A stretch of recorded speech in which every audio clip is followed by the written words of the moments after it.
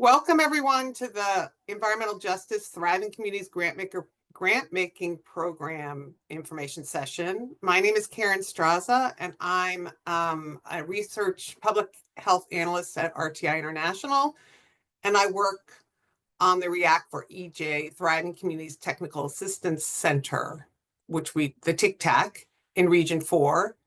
And I'm also joined here by Olivia Lopez, who's from the Community Investment Recovery Center, the other EPA TCTAC in Region 4.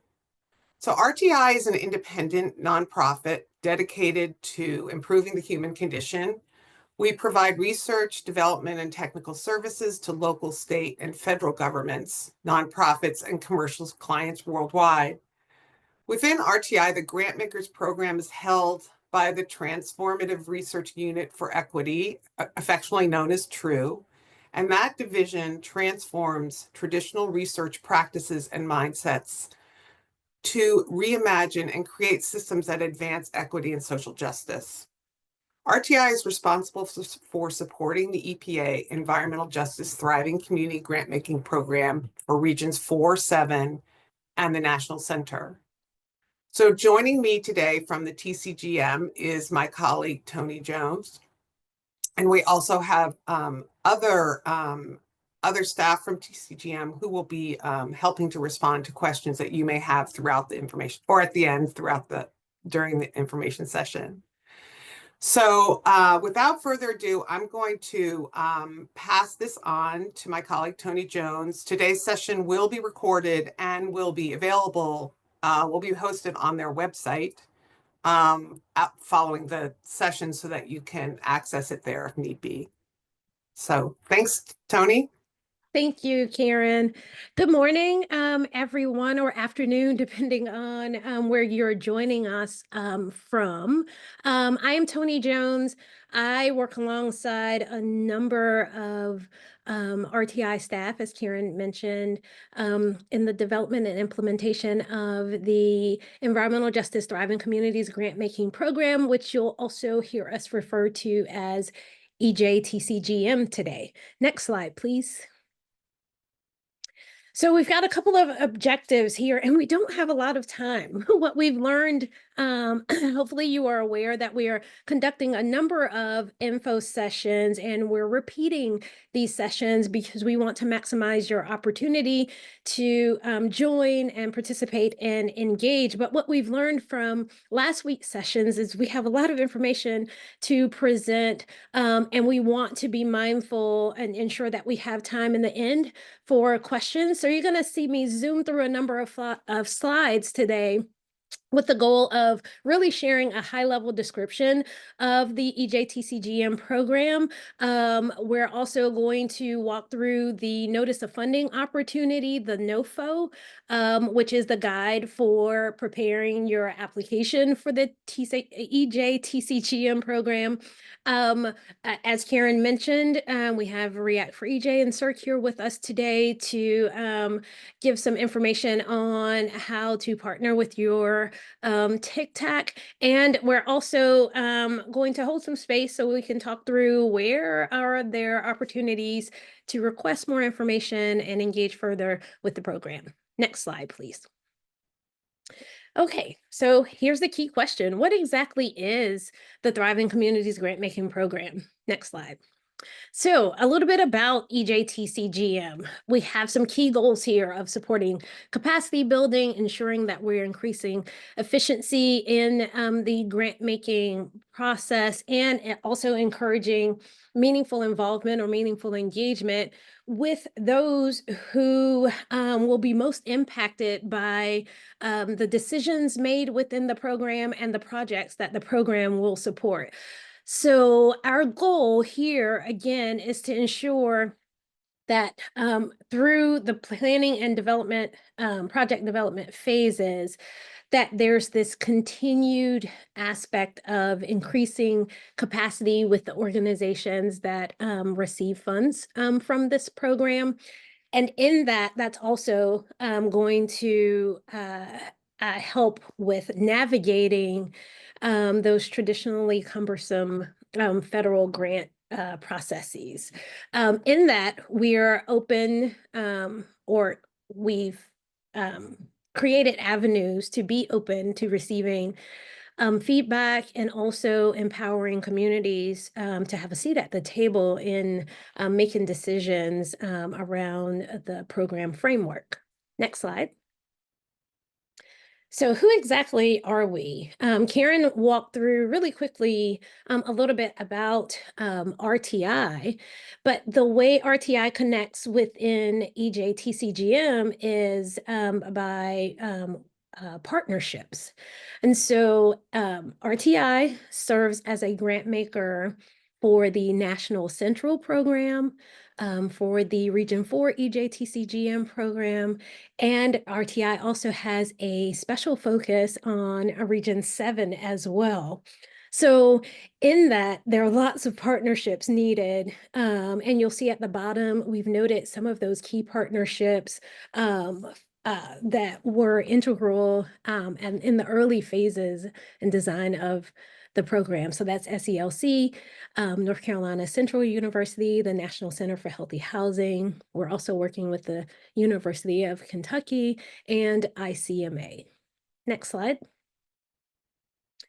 So we get a lot of questions here. I am going to slow down just a little bit so that you can take this in and prepare any questions that you may have towards the end, but also note I think we did mention that this will be recorded and shared later, and these slides will be made available. So also keep that in mind. But who's eligible for an EJTCGM grant? Again, the program in the spirit of Justice 40, and that is an executive order outlining that at least 40% of federal funds flow to communities that are considered disadvantaged under EPA's definition. EJTCGM has that primary focus, and it also has that focus of building capacity for smaller, oftentimes resource-constrained organizations. So you'll see here, nonprofit organizations, CBOs, community-based organizations, and those grassroots organizations are eligible to apply.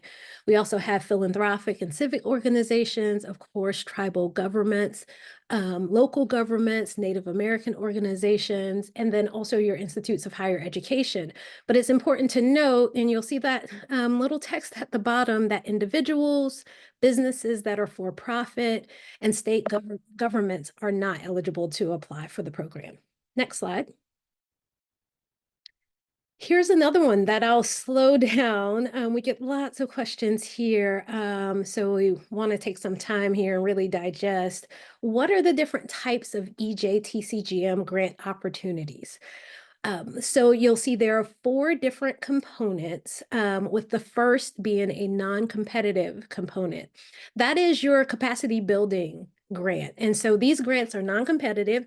They're intended to be awarded directly to organizations to help them then better increase resources and be better positioned to apply for the competitive grants.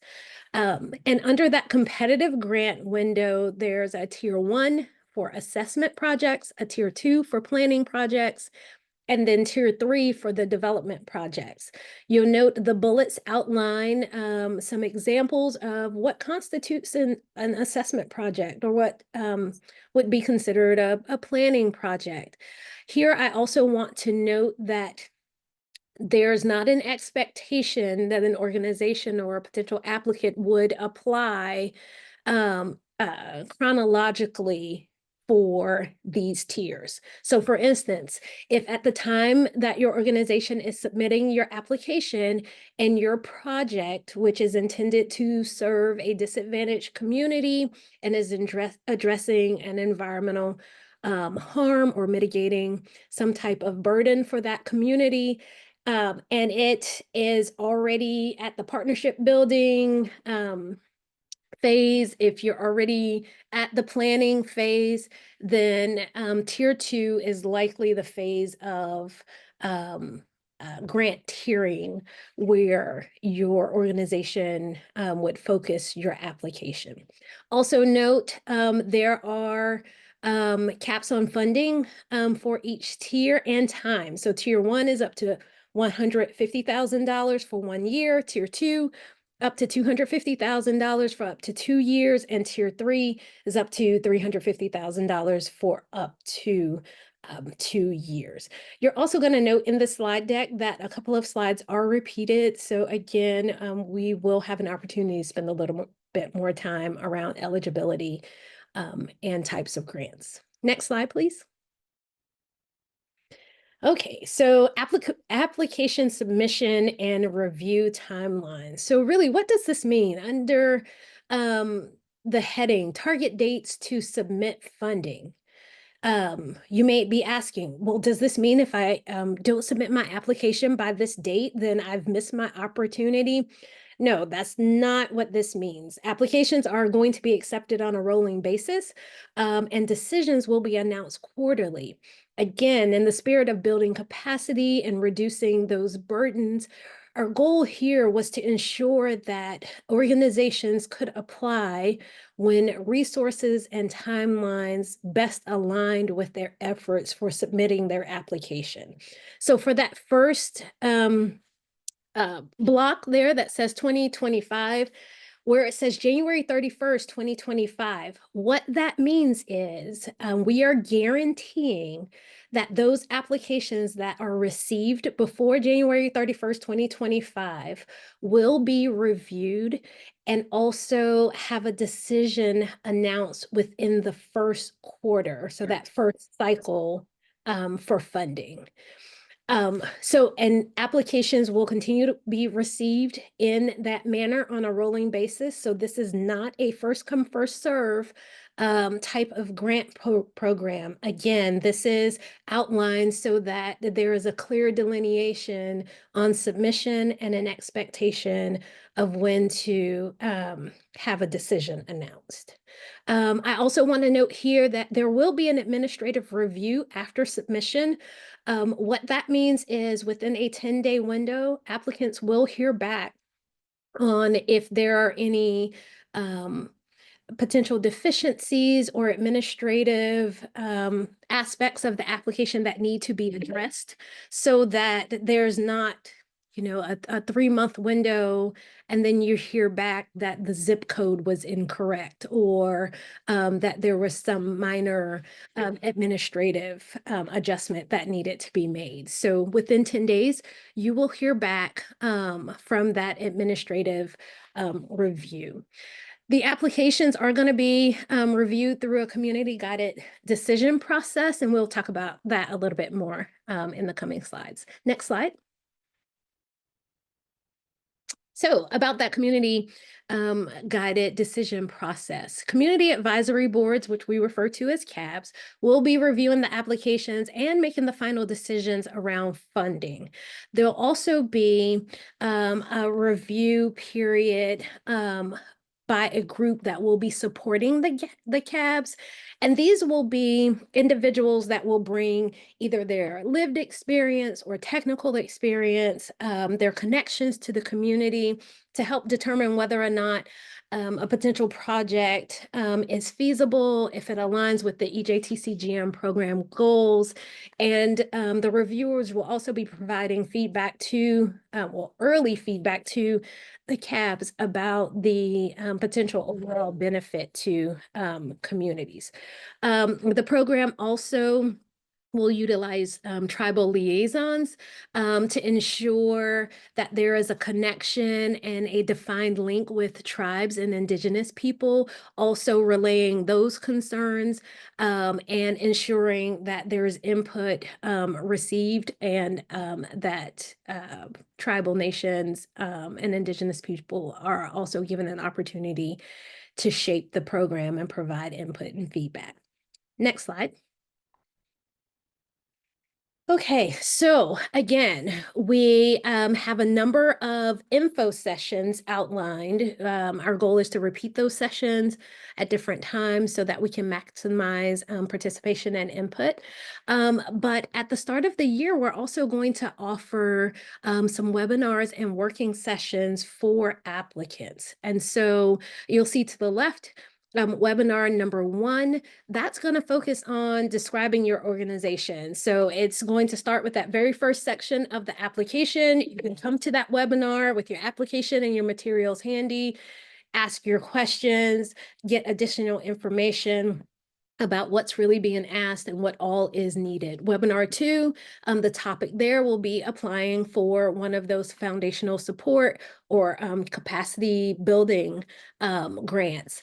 Webinar 3, this gets into the meat of developing your project. And then webinar 4, which we expect to get a lot of participation around, is developing your proposal budget. So it's really going to focus on reviewing each category in your budget and detailing how to outline your request and any questions that you may have around the budgeting process.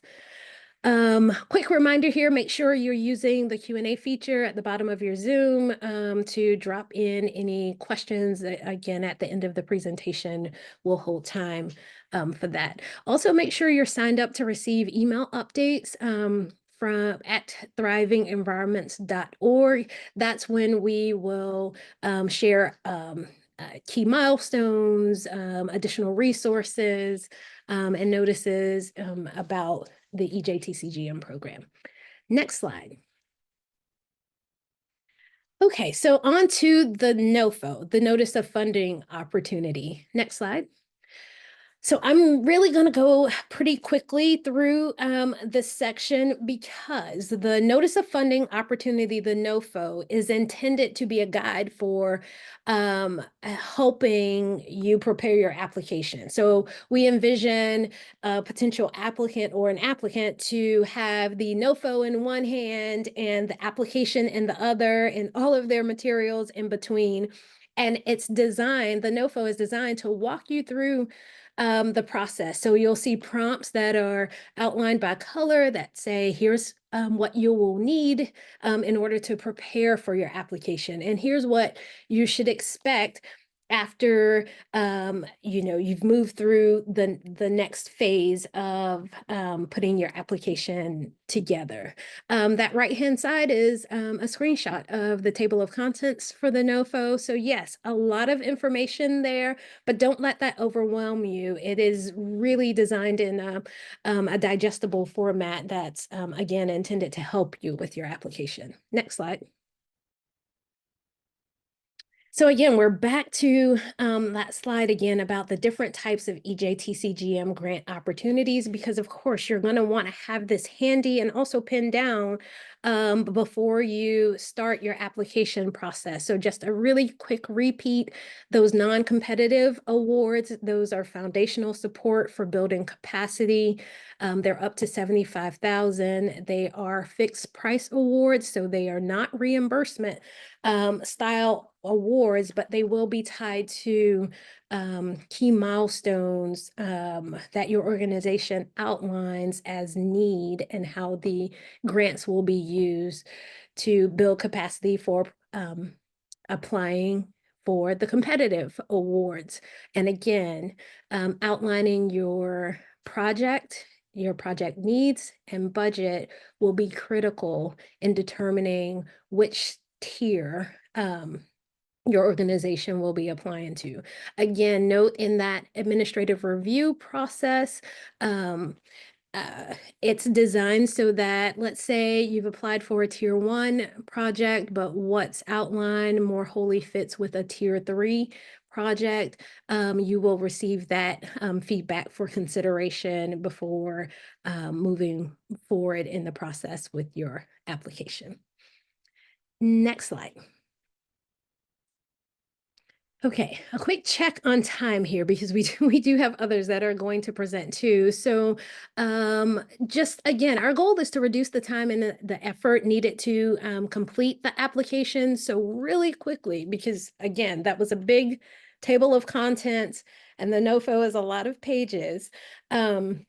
But most questions are multiple choice. They are short answer, so less than 500 words. There are detailed descriptions of the requested information. You can save your work at any time. You can return to your work at any time. You can also add multiple people from your organization to contribute to your application, and you can turn on notification preferences to receive emails specifically about your application and adjust those preferences as needed.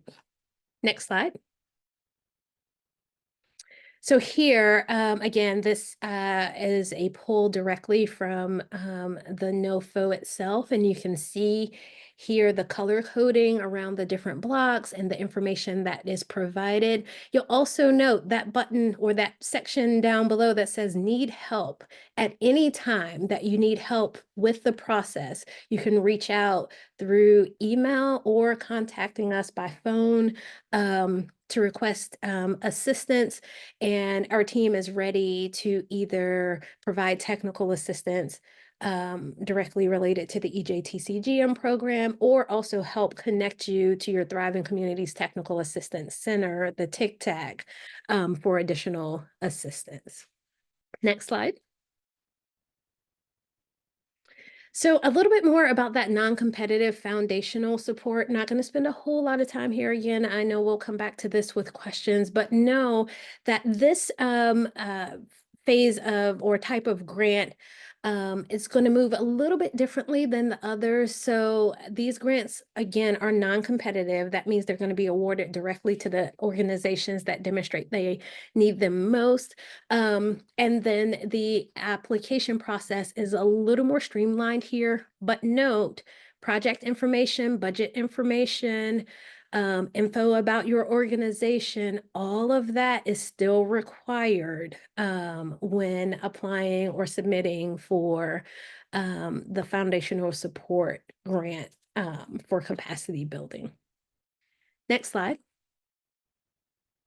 Okay, so what happens next? We talked a little bit about this, but we want to recap. Honestly, what I really want to showcase here is that we expect all of this to happen in less than 3 months. So we've designed this program so that that traditional, burdensome, long time frame for applying for a federal grant, we've really shorten that for the EJTCGM grant program. So your key steps, we're going to have that initial administrative review, which we outlined. We expect that to be no more than 10 days. Then the external review that we talked about, that's made up of peers from the community with professional background or bringing their professional background to their review, and then providing input to those community advisory boards to make the determination around funding, and then that notice of final funding decision. So again, that's about a 3-month window that we're expecting to move from application to award. Next slide. I think I have about a minute. So we've already seen this slide again, so I'm just gonna skirt past this one. Next slide. All right, so I think I met my my timeline here with the minute, but again, what's the technical assistance that's available? We talked about those upcoming webinars. We've talked about the where you need additional assistance during your application that's provided to connect to an EJTCGM team member for technical assistance. Next slide. But how can you get additional support in applying for an EJTCGM grant? Here, I'm going to turn it back to Karen to talk a little bit about the TCTAC. And Karen, I believe you're still here. I don't see you. Yeah, can you Okay. hear me? Yes, I can hear you. Okay, great. I actually am on my phone because my internet died, so I'm just gonna not show my video if that's okay. Yes, but I hear you fine. So turn it in Okay, over. good. Okay, thanks. Thanks, Tony. So I'm going to go ahead and share some ways in which the React for EJ, Region 4 TCTAC will be helping to support you. And then I'm going to turn it over to our colleagues at the Community Reinvestment Recovery Center, and they'll talk about the work that they're going to be providing, or support they're going to be providing for from their Region 4 TCTAC. So next slide, please. So React for EJ stands for the Resource for Assistance and Community Training in Region 4 for Environmental Justice. We're, again, one of the 2 Region 4 Thriving Communities Technical Assistance Center, TCTAC. And through our network of state and national partners, we provide technical support to communities working on environmental justice issues. RTI and the Environmental Protection Network are regional partners who work closely with state partners that you see on this map in each of the 8 states in Region 4. And React for EJ state partners are noted, as you can see on the map, along with the 6 federally recognized tribal nations located in Region 4. So next slide. So we talked a little bit, or Tony talked a little bit about this earlier, showing sort of the graphic of the different ways in which we, along with TCGM, will be providing support. So we're supporting through these different areas. So one is on the left, far left column is the office hours, and they are going to be held once a week. They're group-based virtual sessions via Zoom, where questions are answered in real time. We're asking folks to register for these sessions so that we can learn to, in advance, what individual needs are prior to the session. And you can register for these on our events page at www.reactforej.org. The first office hour will be held this Monday, December 23rd, from 12 to 1 Eastern and 11 to 12 Central. Topical webinars, as Tony noted, will be held once or twice a week. They'll consist of 4 different topics that she mentioned already. You can see on that second column on the left. You can register on the TCGM website at Cultivating Healthy Environments on our action page. We also will be holding weekly application work sessions that Tony also.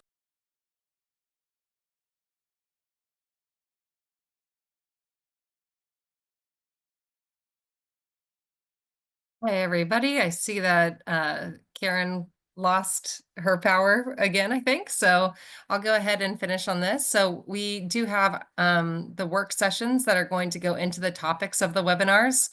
And so each of the webinars, if you attend these work sessions, it's to go through and actually help with any questions you have as you're writing your application on the 4 topics of the webinars. And then our partners, the Environmental Protection Network, are also hosting office hours on how to work on sam.gov. That's how to get the UEI number that you need to receive funding. You don't need it for the application, but you need it to receive funding, and they can help walk you through how to get that number. So if you don't have it yet, it's good to go ahead and attend one of those so you can apply and have that by the time funding would be available. Next slide. React for EJ also offers services outside of TCGM. So if you're interested in developing partnerships, helping with your projects, or if you need subject matter expertise, get in touch with us. Next slide. So this is how to get in touch with us. We have reactforej.org as our website. And if you go to request help, it'll take you to a form you can fill out, and just go ahead and it'll send us a message, and whichever state you're in will go ahead and be in touch with you. So if you would prefer not to do it online, you can give us a call at the number listed here as well. Next slide. And I'd like to turn it over to Olivia at the Deep South Center to talk about their TCTAC. Olivia? Thank you, Laura. Can y'all hear me okay? Yeah, I can hear you great. Great. Hi, everyone. I'm Olivia, and I'm the Government and External Affairs Manager for the Community Investment Recovery Center, TCTAC. which is a program hosted by the Deep South Center for Environmental Justice. We serve CBOs and tribes in both EPA regions 4 and 6 by offering technical assistance that builds the capacity of communities to apply for, secure, and manage grants. Next slide, please. So just a really quick note about our TCTAC servicing model. I know we're time limited here, so I'm just going to breeze through this slide. But in short, our model is a little different from some of the other TCTACs. The structure of our CIRC is grounded in the Deep South Center's Communiversity model, as well as a project that we implemented last year called Activating Justice 40.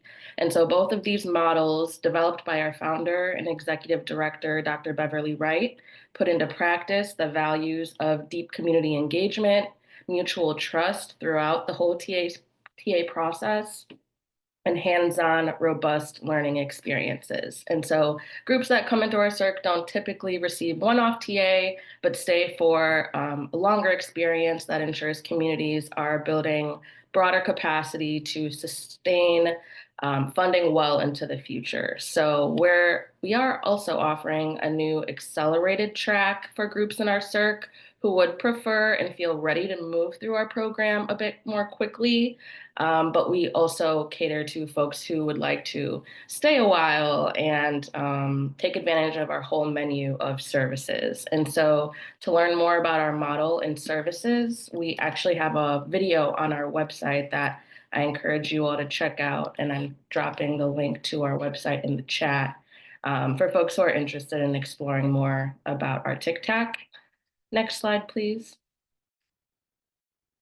Okay, so getting into the TCGM technical support that we have available. We are prepared to assist TCGM applicants with one, determining which tier or tiers of funding are best suited for you and your project. We know that folks have a lot of questions about this, so we are here to help with those questions.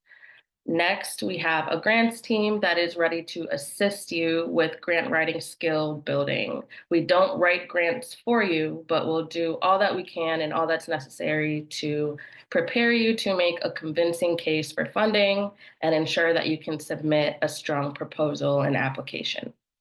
We also help with project-based technical support as needed for Tier 3 projects. That looks like honing a grand idea into a fundable and implementable project, gathering data and knowledge to inform the development of your project, and other assistance that you might need around project development. And so if you have questions about other types of TA that you might need as it relates to TCGM that I did not mention here, please feel free to reach out to us by emailing us. I'll drop our email in the chat really quickly at circ@dscej.org, and we're happy to answer any questions that you have. And like React for EJ, we also offer services outside the scope of TCGM. So I know that's top of everyone's mind right now, but if you'd like to explore additional services, please check out our website. Those services are also listed on our capacity assessment, which I'll talk about next, or direct questions to the email I just dropped in the chat. Next slide, please. And here's a note about how you can request TA from us. So let's start with the new members highlighted on the right-hand side of the screen.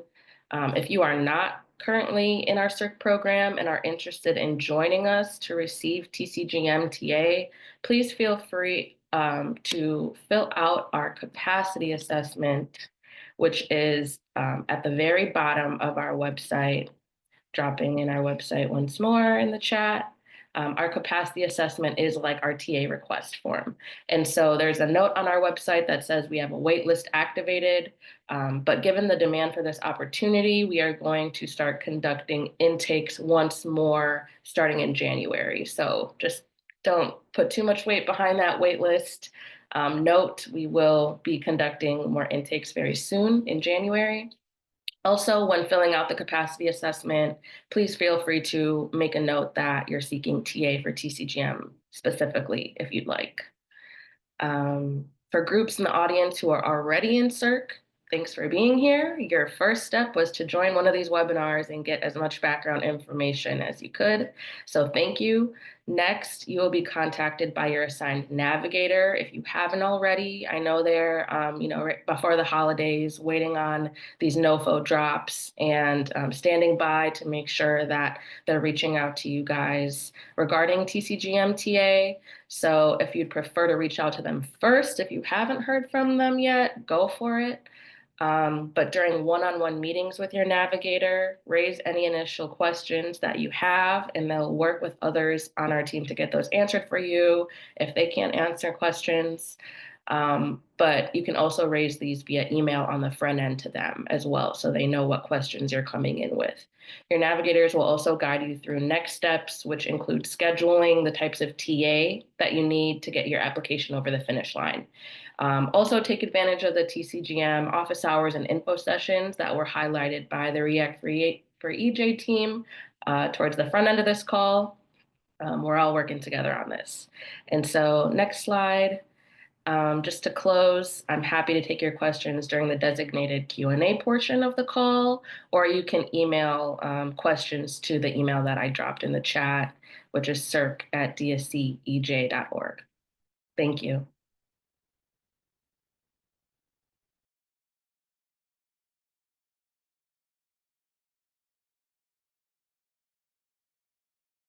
All right, Olivia, thank you so much for that. Okay, so on to the next slide, and then we'll jump right into the Q&A here in a bit. But wanted to outline a few ways that you can start to engage now. Of course, with the notice of funding opportunity available, you'll want to make sure that you're reviewing that. But also thinking about your project needs. What do you need to address an issue in your community? I see there are a couple of questions around the vision and the goals of the program, so we'll absolutely get into that too. But as you think about your project needs and starting with some of the issues that you want to address in your community, and then how those needs align with the goals of the program. Making sure that your organization has a unique entity identifier through sam.gov. That is required to receive funds. It is not required to apply, but it is required to receive funds. And so you want to make sure that your organization either already has that UEI or that it is imminent to receive that. Make sure that you're aligning your resources around budgeting and bringing in any additional resources of expertise that's needed. Ensure that you're getting our email updates and that you're connecting with your questions. Be sure that you're sharing those. Express your interest in reviewing applications or serving on a community advisory board. Either of those links below will take you to a page that allows you to enter contact information and also select which aspects of the program, whether it be applications or community advisory board, which aspects you're interested in connecting to or receiving more information on. Next slide, please. This is one of those pages. There's a QR code here. If you want to grab that on the screen, that's going to take you directly to that page. Of course, this is showcasing Region 4. There's also one for Region 7 and also for the National Central Program. But ultimately, placing your name and info there, and then down below, selecting the area of interest is going to help tailor some of the information that we will be sharing about the program. Next slide. Okay, so we do want to save some time for questions, but before I do that, I just want to make sure that I am doing things correctly. So Laura, would we like to launch the poll here, or are we going to save that until the end of the QAs? Because I know we typically run right up to the minute on the QAs. Let's do it after some of the question and answers so that people can have a chance to really have their question answered and factor that into the evaluation. So maybe we can pop it up about 2 minutes left. Yes, gotcha. We will hold for that. And my apologies. I noticed that, just realized I was saying QAs. We are working on quality assurance here too, but Q&As is what I meant to say there. So again, make sure you are dropping your questions. Although the chat feature is on, we want to make sure that you're dropping your questions in the Q&A section. We're answering some of those in writing in the Q&A. We're also going to walk through a few of those live now, but ensure putting your question in the Q&A feature also ensures that we can follow up later on some of the questions that may need additional clarification. So with that, Tatiana, I see you're here. I'm going to go ahead and turn it over to you. I believe there's a question. If you'd like to read that, and then you have a response for it. Yeah, so I've just been highlighting some of the questions, and so it's not that I wanted to answer it. I was gonna I'm just documenting them, but thank you. So thanks everyone for the questions. As Tony mentioned, we're gonna walk through a couple of them. I know you've also been up-liking it, so I'm just gonna go by that order, and then we'll walk through the remaining questions as well. So we have a couple of questions on the program's mission, which I think Tony or Christine, you both could probably answer this best. And so the question is, if you could give a little bit more information on the goals of the program. I'm trying to understand how this opportunity fits with our work to develop multifamily affordable housing. And then there's a similar one, I'm just gonna lump them together, trying to determine how this aligns with our mission and initiatives, if you can give examples of what projects might fit into the Grantmaker program. Yeah, sure.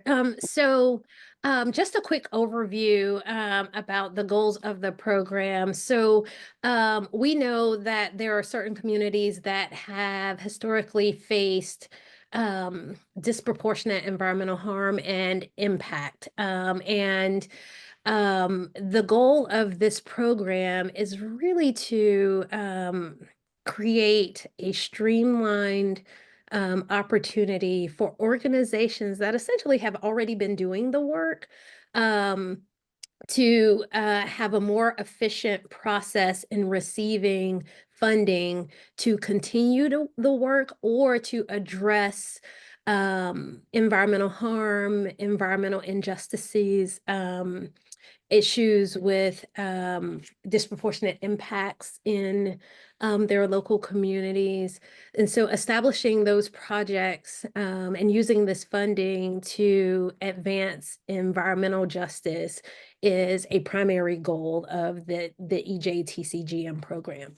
Now, when I think the second part of the question was, well, what types of projects would fall into this category? I think that the NOFO, and if someone will help me with the page number, I will call that out for you, and I'll follow up on that afterwards too. But the Notice of Funding Opportunity will give some additional insight around projects, but air quality monitoring, water pollution control mechanisms, outreach and engagement opportunities, cleanup projects. So the goal was to name examples to help frame the thinking, but also provide flexibility, because we recognize that grassroots and community-based organizations, local governments, know their communities best. And so as those projects are intended to address disproportionate environmental hazards and harm, then those projects are well positioned to align with EJTCGM goals. I will actually pause there to see if anyone else from the EJTCGM team would like to add to that while Tatiana gives us our next round of questions. Okay, I'm not hearing anyone come off mute, and I know I can tend to be verbose, so let's hope that I got it all in my response. Tatiana, next set of questions. Sounds good. Thank you, Tony. Just want to mention that page 5 and 6 of the NOFO includes the project examples, and then page 17 of the NOFO, we're just communicating that there's going to be a webinar dedicated to the project selection as well. Okay. Thank you. Okay, and if I see a couple of questions coming in the chat, if you could please add it to the Q&A portion so that we can either answer it directly or answer it live, please. So next question, if awarded, should we expect the grant funds to be provided? Are these funds being distributed on a reimbursement basis? Yes, great question. So for the competitive awards, Tier 1, Tier 2, and Tier 3, yes, those funds will be awarded on a reimbursement basis. For the non-competitive awards, those will be your fixed price, fixed cost awards, and so that is not a reimbursement payment schedule. Now, what I also want to note, and recognizing that this is recorded and there are a lot of people attending. What I want to note is if your organization needs assistance or needs help, please don't allow the reimbursement payment schedule or payment mechanism to discourage you from applying. You have a couple of options here with connecting with the EJTCGM program staff for technical assistance there to help you navigate that potential burden, also connecting with your local TCTAC, and then also exploring whether or not one of those foundational support capacity building grants will help to alleviate some of the burden with the reimbursement style or type of repayment mechanism. So yes, we understand, we've heard that question, and we are also aware of how that can be a potential burden for some smaller organizations, but please do reach out for assistance, and we're prepared to help you navigate some of those challenges. Thanks, Tony. I think that sparked a question. Someone just asked, what do we mean by competitive or non-competitive? It might be good to clarify here, and if there's going to be less than one group versus the other. Can we go back a few slides? I think if we can put up slide. Oh yeah, that's great that you're showing them all. Let's scroll. Let's scroll a little bit more. So right there, slide 14. Okay. So here's what we mean by non-competitive and competitive. So a non-competitive grant means that once an application is submitted, there will be a review process, but organizations are not competing for feasibility or outlining. The goal here is really to ensure that organizations that need the funds most are able to receive those funds to provide support to their organization. So while there's going to be a request to outline information around your organization, information around potential next steps and project, there's this aspect of the application and applying for these grants. There's not going to be the detail around the project itself, milestones and next steps. The competitive awards, of course, under Tier 1, Tier 2, and Tier 3, have that distinction from those foundational support projects, because these projects will be reviewed by the CABs and awarded based on their feasibility. And in each tier, as projects are coming in, then there, of course, the CABs, those community advisory boards, will be looking at those projects during those funding cycles to determine which projects are most feasible for the funding that's available. If there is a follow-up question from that, please put that in the chat, and I'm happy to try to expand a little further. And if there is follow-up, I would ask another team member to help address that. But for now, Tatiana, if we want to move on to another. Let's, so we have a couple of questions on partner eligibility, so I'm just going to jump into a few of those. So if we are in the National Central region, Are we able to apply through RTI and the Minneapolis Foundation opportunities? Great question. Yes and no. Okay, so the way that works is if the application is for a different project within the Region 5 area, then, well, let me back up a bit. So the National Central Program is intended to capture those projects that may be multi-state, maybe there are satellite opportunities that are going to impact cross-state, national communities. So think about across the US for a funding opportunity. Maybe there's an outreach campaign that goes broader than just the EPA designated region. So we would expect to see applications that are multi-state to move into that national, to be applied into that National Central Program. For the regional grant making programs, those are going to be localized and more specific to where the community that is benefiting from the project is located. Now, the reason I say yes and no is because there are mechanisms in place to prohibit double dipping, so to speak. And I'm not implying that that was what you were intending by your question, just wanted to clarify. So if it is the same project, then there should only be one application per project.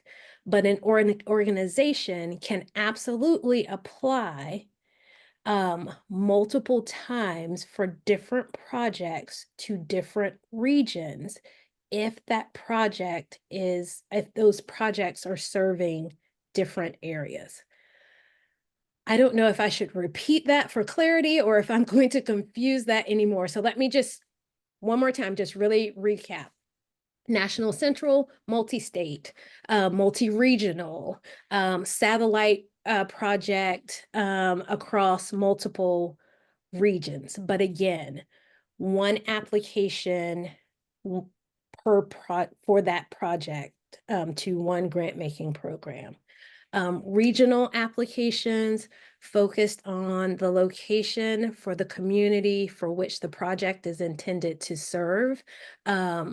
And the last piece is there may be an opportunity or a scenario where one organization has multiple projects, and so there are multiple applications for an award, but we do not expect multiple applications for the same phase of a project. Okay, let me know if there's a follow-up. Yep. So I think we have a question for Olivia, but it looks like you're typing it. Olivia, maybe you can answer this live. How do we find out who or if our organization has been assigned a navigator? Yeah, I was just going to ask a follow-up question to see if this person is in CERC. If they are already in CERC, Cassandra, you would have early on received a message from your navigator, scheduling one-on-one meetings with you and guiding you through the process. If you're not currently in CERC, you would fill out our capacity assessment. I can drop our website in the chat once more, but it would be hard to imagine that you would be in CERC and not yet have a navigator, but if that's the case, please reach out to me directly. Thank you. Thanks, Olivia. All right, we'll jump back to TCGM eligibility. So we have another question that's a little bit related. Can we apply as part of a statewide coalition and then submit a separate application for our own agency? It sounds like as long as it's not the same project, but Tony, I don't know if you want to add more to that context. That's right. If there's, so again, the same conditions will apply. It's going to be important that you note that it is a separate project and outline that it's, or either that it's a separate phase of a project that's already in development. Yeah. Okay, so this next one, what if you have your 501c3 UEI and CAGE, but you need the funding to develop organizational operations and staffing to be able to manage grants?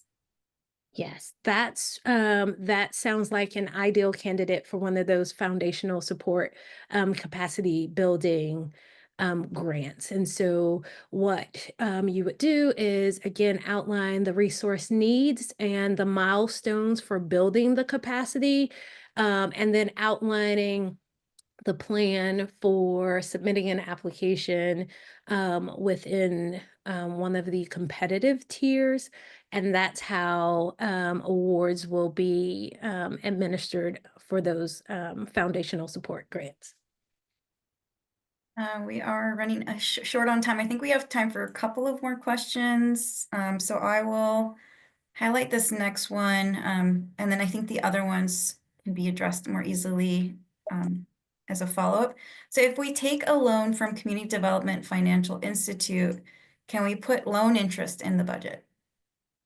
That is a great question. I'm actually going to ask that you hold that one either for one of the working sessions. Probably going to need a little more information for that one, but we'll also follow up from today's info session on that. Good. And then I'll ask this last question. When applying for different tiers, can you provide different justification to qualify for the funding requested tier specific relation? And if we have any recommendations for the new EJ screening map program tutorial? Can we, oh, actually I can see it here. I'm Yeah. also read it. So the first question, when applying for the different tiers, can you provide different justification to qualify for the funding requested tier specific relation? I'm not sure I follow the question, so I'm going to answer it based on what I think you're asking. So one project would fall under one tier. And in submitting your application, you're going to be required to provide information about the phase of the project, and that will be evaluated and assessed for aligning with the